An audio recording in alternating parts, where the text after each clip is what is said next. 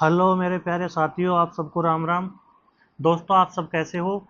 आप सभी साथियों का आपके अपने यूट्यूब चैनल मीणा जी स्टडी पॉइंट पर हार्दिक स्वागत है। प्यारे साथियों, आज मैं आपके सामने आरआरबी एनटीपीसी ग्रेजुएट लेवल 2025 जो सीबीटी वन हुआ था इसके पेपर वन का शिफ्ट वन का जीके और जीएस का पेपर पूरे के पूरे क्वेश्चन लेकर उपस्थित हूँ। जीके और जीएस आप एक बार देखना और क्लास को अच्छे से समझना, ठीक है ना। इनसे अपन पूरे कंसेप्ट को सीखते हुए चलेंगे। तो आइए दोस्तों, अपन चलते हैं अपने जीके और जीएस की आज पेपर एक की तरफ, ठीक है ना। पहला पेपर कर रहे हैं, रोज एक पेपर हल करेंगे, ठीक है दोस्तों। आइए चलते हैं पहले क्वेश्चन की तरफ। पहला क्वेश्चन है प्यारे साथियों,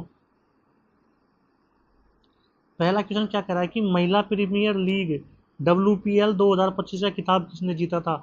WPL 2025, WPL 2025 किसने जीता था? मुंबई इंडियंस ने जीता था। किसने जीता था? मुंबई इंडियंस ने जीता था। और इसकी कप्तान कौन थी? कौन थी कप्तान? हरमनप्रीत कौर। हरमनप्रीत कौर। हरमनप्रीत कौर क्या थी इसकी? कप्तान थी। WPL कब से स्टार्ट हुए? 2023 से स्टार्ट हुए। कौन करवाता है? BCCI करवाता है, ठीक है ना। कितनी टीमें हैं? 5 टीमें हैं। कितनी टीमें हैं इसमें? 5 टीमें खेलती है, ठीक है ना। 2023 का पहला किताब किसने जीता था? पहला किताब किसने जीता था 2023 का? मुंबई ने जीता था। दूसरा किसने जीता था? बेंगलोर ने जीता था। और तीसरा वापस से मुंबई ने जीत लिया, ठीक है दोस्तों। आगे चलते हैं। ये बातें लिखी हुई है इसमें यहाँ पे कि WPL महिला प्रीमियर लीग, यह लीग 2023 में शुरू हुई थी और इसमें 5 फ्रेंचाइज टीमें हैं। टीमें कौन कौन सी है? मुंबई इंडियंस, बेंगलोर, दिल्ली कैपिटल्स, गुजरात और यूपी वॉरियर। 2023 में मुंबई इंडियंस, 2024 में रॉयल चैलेंजर्स बेंगलुरु, 2025 में मुंबई इंडियंस ने खिताब जीता। लीग का शुभ अंकर क्या है? शक्ति आसमानी नीले रंग की क्रिकेट वर्दी पहने एक बागिन है।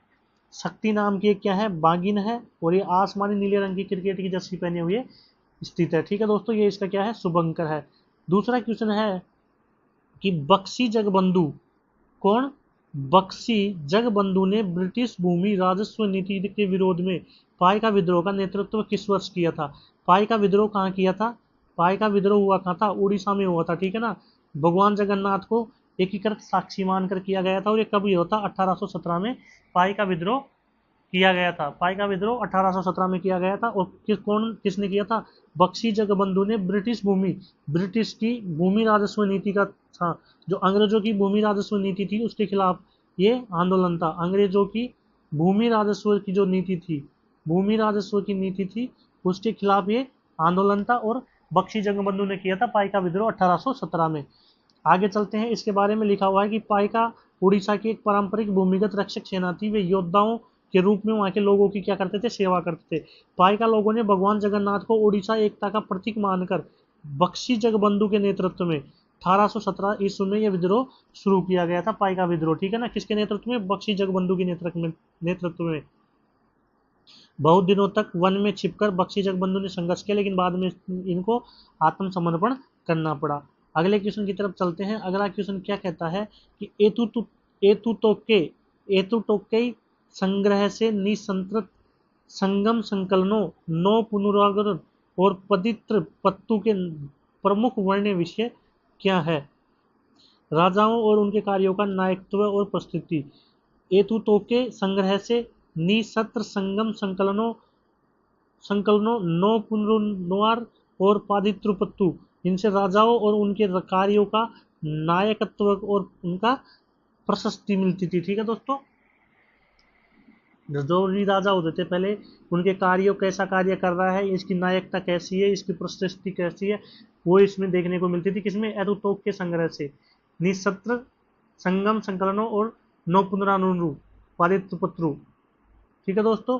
आगे चलते हैं। अगला क्वेश्चन है कि आर्थिक सर्वेक्षण 2024-25 के अनुसार भारत के सकल घरेलू उत्पाद प्रतिशत के रूप में अनुसंधान और विकास R&D पर वर्तमान व्यय किया है। रिसर्च एंड डेवलपमेंट पर वर्तमान कितना खर्च किया है?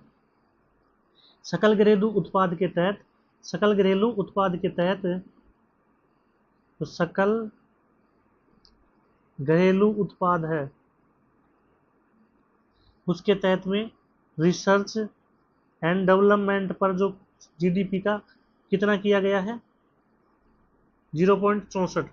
0.64 किस पर खर्च किया गया, ओनली फॉर रिसर्च पर किया गया है। 2024-25 में जीडीपी का 0.64% रिसर्च पर खर्च किया गया है। ठीक है दोस्तों, अगले क्वेश्चन की तरफ चलते हैं कि निम्नलिखित में से किस देश ने 2025 में बंगाल की खाड़ी के अंतर सरकारी संगठन BOBP Bengal ocean bay of Bengal ocean अंतर संगठन, ये क्या है, एक सरकारी संगठन है, इंटर गवर्नमेंट ऑर्गेनाइजेशन की अध्यक्षता संभाली है, किसने संभाली है, भारत ने संभाली है। किससे लिए, बांग्लादेश से लिए। ठीक है दोस्तों, आगे चलते हैं, इसके बारे में देखते हैं कि भारत ने 21 फरवरी 2025 को मालदीव के माले में, कहाँ पे, मालदीव के माले में 13वीं गवर्निंग काउंसिल की बैठक के दौरान आधिकारिक तौर पर बांग्लादेश से बंगाल की खाड़ी अंतर सरकारी संगठन की अध्यक्षता संभाल ली है। यह कार्यक्रम लघु स्तरीय मत्स्य पालन में मत्स्य प्रबंधन के लिए पारिस्थितिकी तंत्र दृष्टिकोण को मुख्य धारा में लाने के लिए नीति मार्गदर्शक शीर्षक में आयोजित एक उच्च स्तरीय सम्मेलन का हिस्सा था, जिसे मालदीव के मत्स्य पालन और महासागर संसाधन मंत्रालय BOPIGO के तहत क्या बांग्लादेश से बंगाल की खाड़ी अंतर सरकारी संगठन आयोजित किया गया था। कहाँ किया गया था, ये मालदीव में किया गया था। कहाँ आयोजित किया गया था, ये मालदीव में किया गया था, और मालदीव से भारत ने क्या ले ली, इसकी अध्यक्षता ले ली। ठीक है दोस्तों, अगला क्वेश्चन है कि भारत सरकार द्वारा शुरू किए गए स्मार्ट सिटीजन मिशन के अंतर्गत प्रारंभ में कितने शहरों को शामिल किया गया है। स्मार्ट सिटी, कौन सी सिटी, स्मार्ट सिटी, और 100 स्मार्ट सिटी बनाने की बात की गई थी। ऑप्शन नंबर सी, पहली स्मार्ट सिटी भुवनेश्वर थी। भारत में स्मार्ट नगर की कल्पना प्रधानमंत्री नरेंद्र मोदी जी ने की थी। इन्होंने 100 नगरों को स्मार्ट नगरों के रूप में विकसित करने की संकल्पना की थी। सरकार ने 27 अगस्त 2015 को 98% प्रस्तावित स्मार्ट नगरों की सूची जारी कर दी थी। भारत सरकार की पहली स्मार्ट सिटी भुवनेश्वर को घोषित किया था 2016 में। ठीक है, भारत की पहली स्मार्ट सिटी कब कौन सी थी, भुवनेश्वर, 2016 में। ठीक है दोस्तों, और 2015 में इसकी घोषणा की थी स्मार्ट सिटी की। ठीक है दोस्तों, अगले क्वेश्चन की तरफ चलते हैं कि चंद्र सतह ताप भौतिकीय प्रयोग CHASTE 2025 पेलोड का प्राथमिक उद्देश्य क्या है।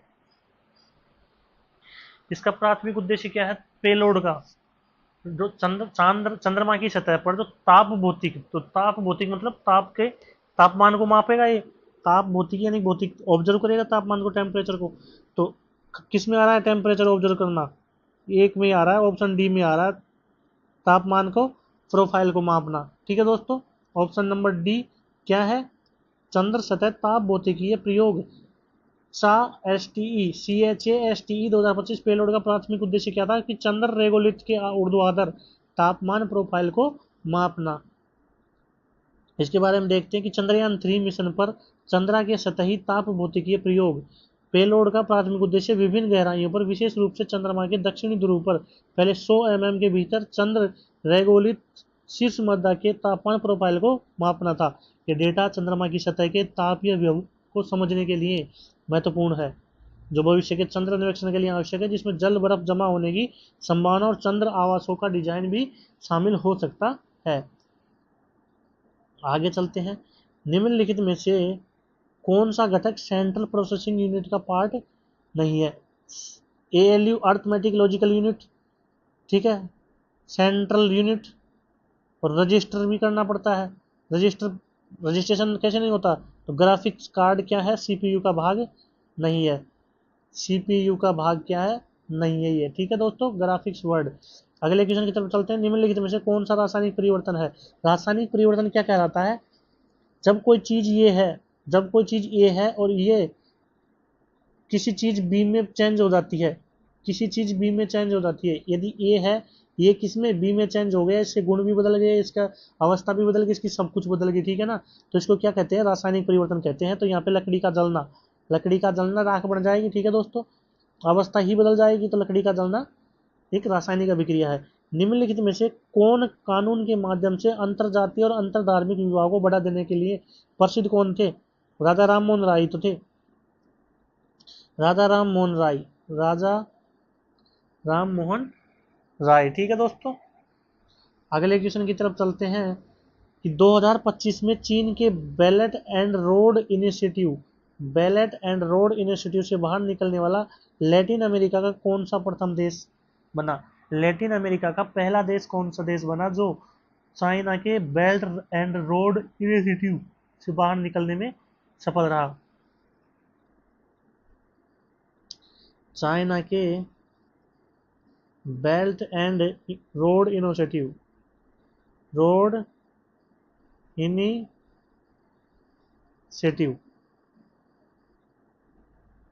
कौन सा देश है?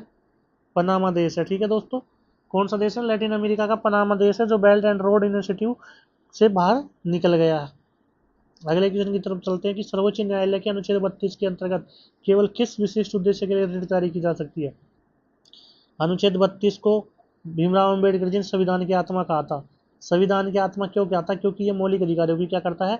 रक्षा करता है, और सुप्रीम कोर्ट में मौलिक अधिकारों की रक्षा के लिए रिट दायर की जा सकती है। ठीक है दोस्तों, सुप्रीम कोर्ट में 5 प्रकार की है, हाई कोर्ट में 6 प्रकार की रिट जारी की जाती है। सुप्रीम कोर्ट में अनुच्छेद 32 के तहत रिट जारी की जाती है, अनुच्छेद 32 के तहत रिट जारी की जाती है, और हाई कोर्ट में अनुच्छेद 226 के तहत रिट जारी की जाती है। ठीक है दोस्तों, आगे चलते हैं कि लैंगिक असमानता सूचकांक 2022 में 193 देशों में भारत कौन सा स्थान प्राप्त किया है? Gender gap index gender gender gap index ठीक है ना, जेंडर गैप्स इंडेक्स में भारत की रैंक कौन सी है? 108वीं रैंक है। अगले क्वेश्चन की तरफ चलते हैं। अगला क्वेश्चन है कि निम्नलिखित में से किसने भारतीय और पश्चिमी दोनों शिक्षा को बढ़ावा देने के लिए कलकत्ता में वेदांत कॉलेज किसने खोली थी? राम मोहन राय। वेदांत कॉलेज किसने खोली थी? राम मोहन राय ने। कोलकाता में शिक्षा और पश्चिमी शिक्षा एंड पश्चिमी दोनों को बढ़ावा देने के लिए NCERT की बुक आई थी, वो अभी बच्चों को दी गई नहीं है उस ठीक है ना। तो वेदांता कॉलेज की स्थापना किसने किया? राम मोहन राय ने किया। नवंबर 2024 में निम्नलिखित में से किसने भारत के नियंत्रक एवं मालिका परीक्षक का पदभार ग्रहण किया है? के संजय मूर्ति। अनुच्छेद आर्टिकल 148 के तहत देश में एक क्या होगा? कंट्रोलर ऑडिटर जनरल, नियंत्रक मालिका परीक्षक अभी प्रेजेंट में कौन है? के संजय मूर्ति जी है। अगले क्वेश्चन की तरफ चलते हैं कि फरवरी 2025 में मुथूट फाइनेंस को गोल्ड लोन मार्केट से में अपनी उपस्थिति को मजबूत करते हुए भारत भर में कितनी नई शाखाएं खोलने के लिए RBI की मंजूरी मिली है? मुथूट फाइनेंस को Muthoot finance gold loan market के लिए RBI ने इसको ऑल ओवर कितनी शाखा खोलने की बात कर दी है? 115 और शाखा खोलने की बात कही है। अगले क्वेश्चन की तरफ चलते हैं कि पौधे की जड़ में कौन सा संरचनात्मक प्रक्रियात्मक निबंध निम्न गैस विनिमय में बाधा उत्पन्न करेगा लेकिन जल अवशोषण पर महत्वपूर्ण प्रभाव नहीं डालेगा? जल अवशोषण पर महत्वपूर्ण प्रभाव नहीं डालेगा तो क्या है? वायवीय अंगों पर विवादित रंध्री तंत्र। वायवीय अंगों पर जो सांस लेते हैं कोशिकीय होते हैं, जो पत्तियों में कोशिकीय होते हैं, सांस लेते हैं वायवीय तंत्र, उसके ऊपर जो रंध्र होते हैं, रंध्रीय तंत्र होते हैं, वो क्या होते हैं? विदरित होते हैं। अगले क्वेश्चन की तरफ चलते हैं कि भारत का पूर्वी तटीय मैदान किस राज्य तक फैला हुआ है? भारत का पूर्वी तटीय मैदान कहां से भारत का पूर्वी तटीय मैदान कहां से कहां तक फैला हुआ है? महाराष्ट्र से आंध्र प्रदेश तक। महाराष्ट्र से आंध्र प्रदेश तक पूर्वी तटीय मैदान फैला हुआ है। महाराष्ट्र से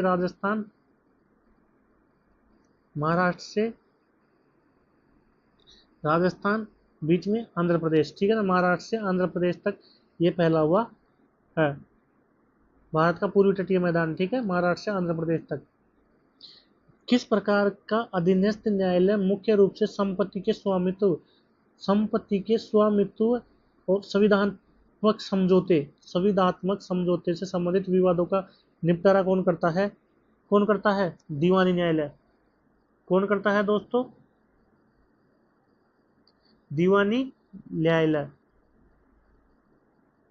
option number D. Option number D दीवानी न्यायालय। दीवानी न्यायालय कैसी अधीनस्थ न्यायालय मुख्य रूप से संपत्ति के स्वामित्व को लेकर और संविधानात्मक समझौता करवाता है ये, ठीक है ना, दीवानी न्यायालय। अगले क्वेश्चन की तरफ चलते हैं कि गुप्तोत्तर काल में की राजनीति में भुक्ति शब्द का प्रयोग किसके लिए किया जाता था। गुप्तोत्तर काल में भुक्ति शब्द का प्रयोग प्रांत के लिए किया जाता था, ठीक है। गुप्तोत्तर के बारे में जानते हैं। चंद्रगुप्त प्रथम को व्यापक रूप से गुप्त युग के संस्थापक के रूप में जाना जाता है। गुप्त युग का संस्थापक होना चंद्रगुप्त प्रथम। 320 ईस्वी में उनके राज्याभिषेक के साथ ही यह शुरू हुआ था। गुप्त साम्राज्य के युग को भारत का स्वर्ण युग कहा जाता है। यह 320 से 550 तक अस्तित्व में आया था। गुप्त साम्राज्य 320 से 550 तक उसमें आया था, अस्तित्व में आया था, और इसको क्या कहा जाता है, स्वर्ण युग कहा जाता है। और इसे 320 में कौन बैठ गया था गद्दी पर, चंद्रगुप्त प्रथम बैठ गया था, ठीक है दोस्तों। अगले क्वेश्चन की तरफ चलते हैं। अगला क्वेश्चन क्या कहता है कि संघीय विवादों के संदर्भ में सुप्रीम कोर्ट के मूल क्षेत्राधिकार और उसके ऋण क्षेत्राधिकार के बारे में ज्ञात कीजिए।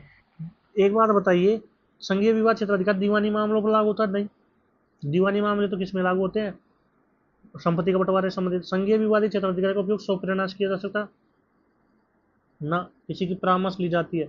संघीय विवाद क्षेत्राधिकार परामर्शी होता है।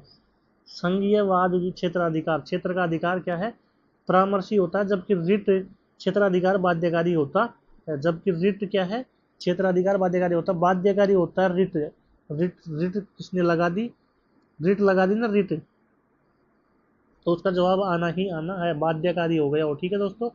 अगले क्वेश्चन की तरफ चलते हैं प्यारे साथियों की दक्षिण भारतीय मंदिर वास्तुकला में गर्भगृह के ऊपर निर्मित जो सीढ़ी नुमा या पिरामिड नुमा संरचना होती है उसे क्या कहते हैं, उसे विमान कहते हैं। साउथ में मंदिरों के गर्भगृह के ऊपर निर्मित सीढ़ी नुमा पिरामिड नुमा संरचना होती है, इसे क्या कहते हैं, विमान कहते हैं, ठीक है ना। आगे ले चलते हैं कि नवंबर 2024 में डेयरी क्रांति में भारत के योगदान के महत्व को उजागर करने के लिए कौन सा दिवस मनाया जाता है, राष्ट्रीय दुग्ध दिवस मनाया जाता है 29 नवंबर को। 29 नवंबर को क्या राष्ट्रीय दुग्ध दिवस मनाया जाता है, ठीक है दोस्तों। और दुग्ध क्रांति के लिए क्या सफेद क्रांति का कौन किसने की थी, डॉक्टर वर्गीज कुरियन ने। अगले क्वेश्चन की तरफ चलते हैं। अगला क्वेश्चन कहता है कि निम्नलिखित में से कौन सा विलयन जल अपघटन के कारण थोड़ा सा अम्लीय होता है। अम्लीय क्या होता है, NH4 तो क्या है, क्षारीय है। NH4 क्या है, क्षारीय है। सोडियम यहाँ पे क्षारीय है, तो यहाँ पे क्या आ जाएगा, NH4 क्षारीय और क्लोरीन क्या है, अम्लीय है। तो option number B is right answer, ठीक है। आगे चलते हैं कि निम्नलिखित में से कौन सा संयोजन 2024 के विधानसभा चुनावों के बाद झारखंड के मुख्यमंत्री की पार्टी, झारखंड का मुख्यमंत्री की पार्टी कौन सी है, झामुमो मुक्ति मोर्चा। और निर्वाचन का क्षेत्र कौन सा इसका, बारहेट। Option number C, Jharkhand Mukti Morcha और बारहेट इनकी सीट का नाम है, ठीक है दोस्तों। आगे चलते हैं। अगला क्वेश्चन है कि तख्त हे बही शिलालेख किस पार्थियन शख्स का उल्लेख करता है। तख्त ए बही शिलालेख किस पार्थियन शासक का उल्लेख करता है, गोंडोगो फर्नेस का उल्लेख करता है। तख्त ए बही शिलालेख, तख्त ए बही शिलालेख है जो कहाँ पे है, ये गोंडोगो फर्नेस में है, ठीक है दोस्तों, मुंगेर की तरफ। आगे चलते हैं कि निम्नलिखित में से कौन सा डेस्कटॉप कंप्यूटर पर सामान्यतः प्रयुक्त ऑपरेटिंग सिस्टम का उदाहरण है, विंडो 10। ऑपरेटिंग सिस्टम का उदाहरण क्या है, विंडो 10। जब चलता चलता बंद हो जाए तो उसकी क्या बोलते हैं कि इसकी विंडो 10 तो ना गई, इसकी विंडो तो ना उड़ गई, विंडो 10 इसका राइट आंसर है। अगले क्वेश्चन की तरफ चलते हैं कि भारतीय दूरसंचार क्षेत्र को किस वर्ष की दूरसंचार नीति के तहत उदारीकृत किया गया था, 1994 के तहत। 1994 के तहत ही क्या कर दिया गया था, भारतीय दूरसंचार क्षेत्र को दूरसंचार नीति के तहत उदारीकृत किया गया था। दूरसंचार क्षेत्रों को दूरसंचार की नीति के तहत में उदारीकरण 1994 में ही आगाह कर दिया गया था। अगला क्वेश्चन है कीबोर्ड का उपयोग करके किसी डायलॉग बॉक्स या मेन्यू में ऑप्शन के माध्यम से नेविगेशन करते समय टैब कुंजी का प्राथमिक कार्य क्या होगा? प्रीवियस ऑप्शन या कंट्रोल पर वापस जाना, करेंटली हाईलाइट ऑप्शन को सिलेक्ट करना, करंट डायलॉग बॉक्स या मेन्यू क्लोज करना। कीबोर्ड का उपयोग कर रखा है इसने, कीबोर्ड का क्या कर रखा है इसने, उपयोग कर रखा है। और ये कह रहा है कि ऑप्शन माध्यम से नेविगेट करते समय टैब कुंजी का प्राथमिक कार्य क्या है? तो टैब कुंजी का प्राथमिक कार्य क्या है? फोकस को अगले उपलब्ध ऑप्शन या कंट्रोल पर मूव करवाना।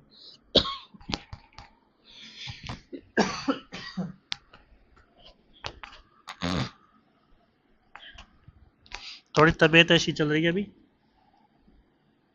सॉरी। अगले क्वेश्चन की तरफ चलते हैं कि श्रम ब्यूरो द्वारा आयोजित 6वें वार्षिक रोजगार बेरोजगारी सर्वेक्षण के अनुसार भारत में कुल बेरोजगारी की दर कितनी है? भारत में कुल बेरोजगारी की दर कितनी है?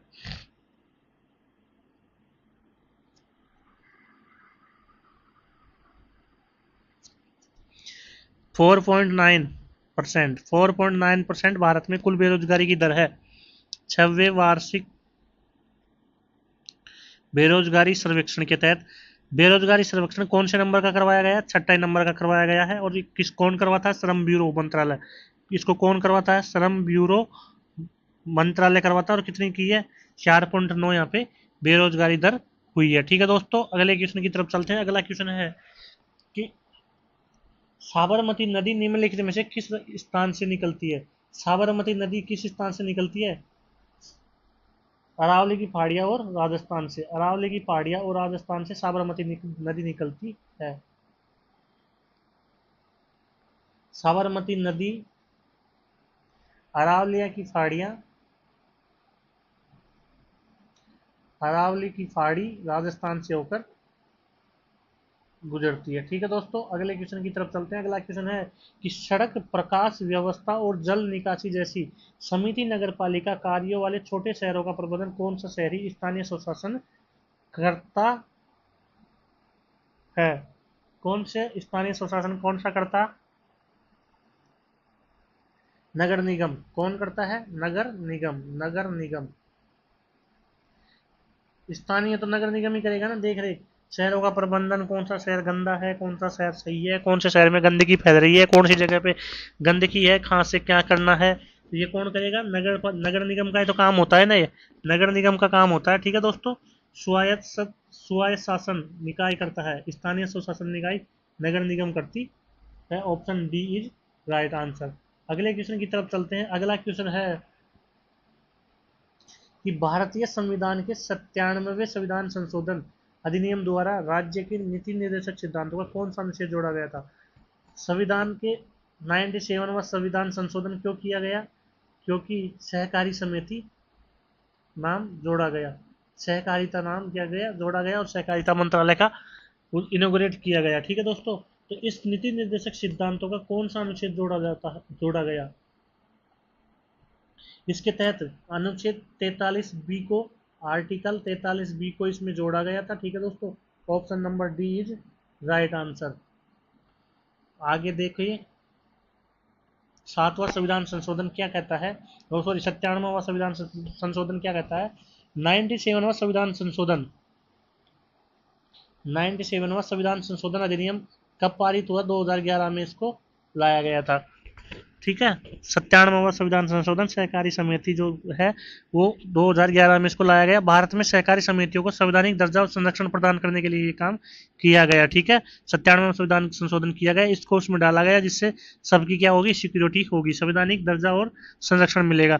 इससे सहकारी समितियों को बनाने के अधिकार को मौलिक अधिकार बनाया, सहकारी समितियों के संवर्धन पर राज्य के नीति निर्देश सिद्धांतों को शामिल किया, और संविधान के एक नया भाग 11 बी को जोड़ा, 9th बी को जोड़ा, 9th बी को जोड़ा। 11 तो ऐसे लिखा जाता है, ये ऐसे क्या है? 9, 10 में 1 कम 9। ठीक है, आगे चलते हैं। 97वें संविधान संशोधन के मुख्य प्रावधान क्या क्या थे? भाग थर्ड मौलिक अधिकार में संशोधन कर सकता है। अनुच्छेद 19(1)(c) में ये सहकारी समितियों शब्दों को जोड़ा गया, जिससे सहकारी समितियां बनाने का अधिकार एक मौलिक अधिकार बन गया है। सहकारी समिति बनाने का अधिकार कैसा अधिकार बन गया? एक मौलिक अधिकार बन गया है, कमा के खाने का, ठीक है ना। अनुच्छेद 29(1) के तहत में यहाँ पे कोई शब्द नहीं जोड़ा गया है। भाग 4 राज्य के नीति निर्देशक सिद्धांत में संशोधन, अनुच्छेद 43(b) को जोड़ा गया, जो सहकारी समितियों के संवर्धन के लिए राज्य को निर्देश देता है। राज्य को निर्देश कौन देता है? केंद्र देता है, ठीक है। अगले क्वेश्चन की तरफ चलते हैं और आज का अंतिम क्वेश्चन है कि जलवायु परिवर्तन प्रदर्शन सूचकांक, जलवायु परिवर्तन प्रदर्शन सूचकांक 2025 में कितने देशों में मूल्यांकन किया गया था? 63 देशों का मूल्यांकन किया गया था, ठीक है। जलवायु परिवर्तन प्रदर्शन सूचकांक 2025 कितने देशों का मूल्यांकन किया? 63 देशों का मूल्यांकन किया। किस पे? जलवायु परिवर्तन प्रदर्शन सूचकांक पे, ठीक है दोस्तों। आज के लिए इतना ही, कल मिलेंगे आपको सभी साथियों को। थैंक यू एक बार सभी साथियों को, थैंक यू। प्यारे दोस्तों चैनल को सब्सक्राइब कीजिए, चैनल को क्या कीजिए? सब्सक्राइब कीजिए और बेल आइकन को जरूर दबा लीजिए, उसको दबाना मत भूलना, जिससे आपके पास में नोटिफिकेशन तुरंत आ जाए, ठीक है दोस्तों। तो सभी को धन्यवाद, राम राम, ओके।